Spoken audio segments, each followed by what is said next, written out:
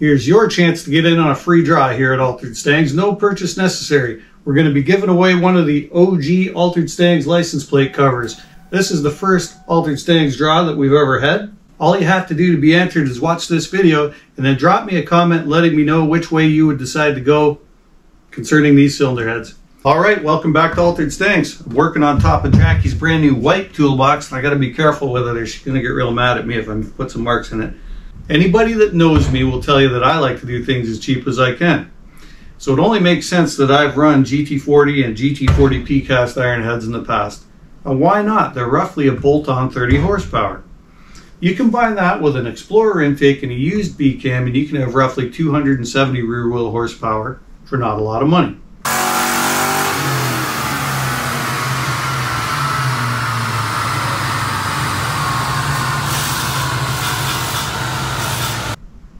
Pretty awesome, right? However, there is a but. But, how much risk are you willing to assume? You say, risk? What are you talking about, right? Problem with these Explorer heads now is they're getting pretty old. Most of the vehicles you're going to pull them off have a ton of mileage on them. So no stateside you can pull these out of the U-pull for as little as $75. Combine that with a $200 spring kit, you've got $275 into your P-heads, away you go, right? The risk is if you do that, they haven't been checked out by a machine shop. These Explorers have that kind of mileage on them, being that old, have been through a lot. Things that we don't know about. Have they been overheated a bunch of times? Did the person change the oil in them? Are these heads cracked? Are they warped? Do they need valve guides? Do they need a valve job? And the risk comes that if you put the springs in yourself and lap the valves and throw them on, if there's cracks, are they going to fill the cylinder with coolant and bend a rod? Are you going to have constant overheating issues for some reason that you can't determine? If they're warped, are you going to blow a head gasket? Once again, hydraulic lock the motor, bend a bunch of valves, have a catastrophic failure with your engine. Are you willing to risk your engine for $275? Now, I'm not telling you that the P-head's a bad head. It's a good little head. Makes a bunch of power for very cheap money. But unless you're going to take a risk and do the work yourself, is it worth it? Where I'm going with that is, you take these into the machine shop, start having them checked for cracks, have them checked for warps, put valve guides in them, do a valve job, have the springs set up, this is going to start to escalate really quickly. I know up here in the Great White North, we never had a lot of V8 Explorers. As a matter of fact, our local U-pull just got its first V8 Explorer. So I went and looked at this. Somebody's already started to take the heads off. There's a bunch of broken bolts. So if you've got to pay a machine shop to extract the bolts, then do all this other work, it's going to get quite costly. If the heads are cracked, these things are going to be nothing but good for a doorstop or a boat anchor at that point. You've already got money invested, right? My local U-pull wants $175 aside for these heads, $350. Then I'm going to have to pay the tax on them. I'm going to have roughly $400 into these heads before I get them out the door. A spring kit's going to cost me roughly $300 up here. I've got $700 into these heads. I don't know the condition of them. The Explorer that they're on has 360,000 kilometers or 223,000 miles. For me, that's more risk and more money than I want to deal with. Luckily, I found this set you see here off Facebook Marketplace. They were $250 and they came with a trick flow spring kit. I'm willing to lap the valves, put the spring kit in and a new set of seals, and I'll be into these guys for under $300. I'm going to bolt them to my car and run them.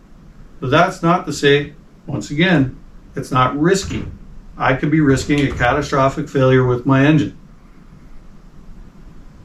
If that happens, I made that decision, I knew about it, I'll fix it. That's all I can say there.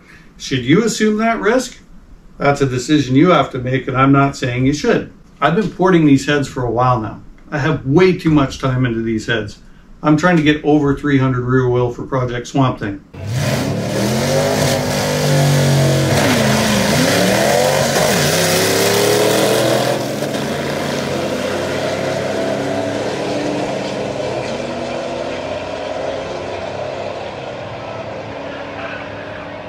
The day I was finishing up these heads, I happened to be on Facebook, and I saw that there's a new line of SVE aluminum cylinder heads. I know nothing about them. I don't know what kind of power they make. I don't know how good they are. But they sure are a cheap alternative. They're $9.99 a pair. You get the lightweight aluminum castings, and they're brand new. Pretty tough to beat. I sure would like to try a set myself. But unfortunately, I'll have to stick with these because that's what my budget allows. But it may be a good alternative as opposed to putting a whole bunch of money into these guys or assuming a bunch of risk. That's a decision you guys will have to make. For me in the Great White North, everything costs an arm and a leg. By the time I bring these over the border, pay the taxes and all that stuff, I can't afford them. I'm going to stick with these guys for now. But that's me. I don't mind the risk. I have taken this chance before. I bought another set of old P heads, put a spring kit in them, put them on the Silver Bullet. For those of you that haven't seen the video, Jackie and I drove that car from Canada to Key West and back, almost 4,000 miles in under a week, and we had no problems with the cylinder heads, no catastrophic failures, knock on wood. But sometimes we're not always that lucky, right? So what do you guys think? I want to know. Is it worth the risk to put these guys together yourself and slap them on? If you do it, just remember, it could cost you your engine. Or would you risk that at all? Spend the money, take them to the machine shop, or just forget them, period, and throw them over the side of your boat and use them as an anchor. Get a new set of SVE aluminum heads. $999 versus an old cast iron head. That guy's ready to bolt on. Lightweight, way you go, right? Let me know what you think. I'm really curious to hear. Oh, these guys are heavy too. These guys are really heavy, actually. Maybe aluminums are the way to go.